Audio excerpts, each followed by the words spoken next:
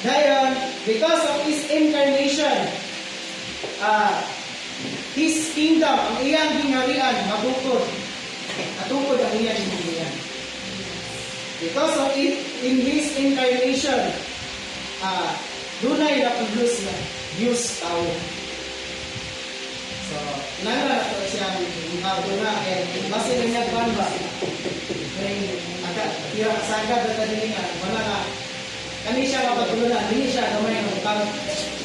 Wala nga, kaya ko na ko nga, His incarnation, kani ang pagpakatao, is only a one step for His big work. Sa iyang buhat. So, dunay, datong lakang mabuhat ang ato ang si Kristo. First, it is incarnation. Second, crucifixion. Third, it is resurrection. Then the fourth is ascension. Pagkaban.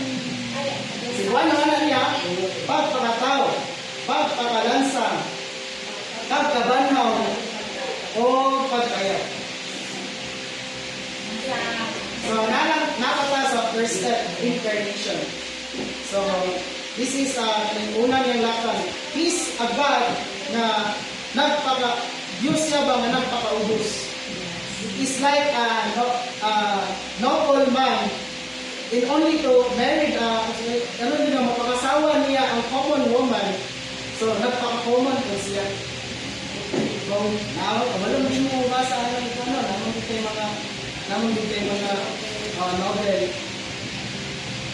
Wala siya wala siya prince dahil ibog na siya sa common woman. So, yan, ibaba siya sa iyang pagka-prince, ngayon po siyang woman. Wala siya kanan ba?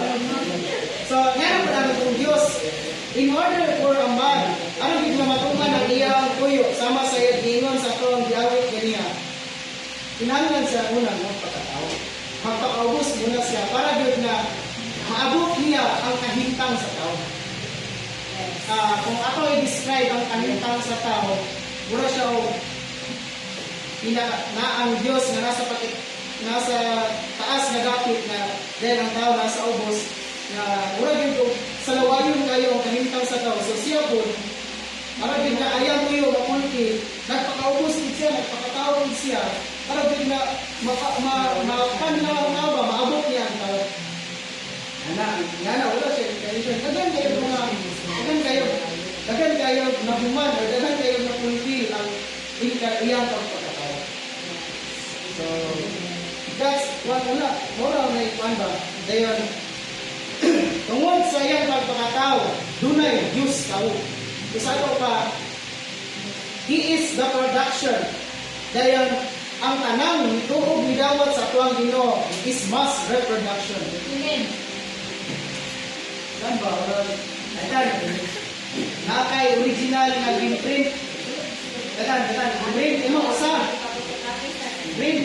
Dayon, imo sa photocopy. Ano ba? Ma-describe na ito. Siya ang production. Dayon, we are the mass reproduction. Mass production,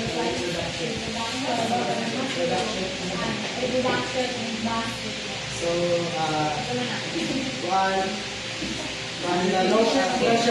from the highest to lowest.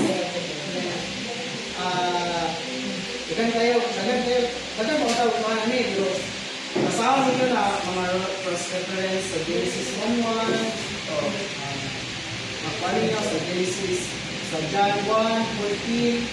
So, kung doon na po yung mga alipgan, sa may mga pangutana, hindi lang mga pangutana. Ganun po kung ano siya sa